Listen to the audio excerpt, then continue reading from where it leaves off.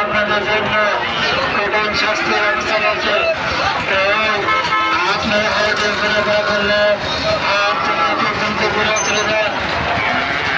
সকল ভোটগণের উদ্দেশ্য হচ্ছে সকল ভোটগণের উদ্দেশ্য হচ্ছে আটের মধ্যে ভোট রাখা যাবে, আটের মধ্যে ভোট রাখা যাবে না।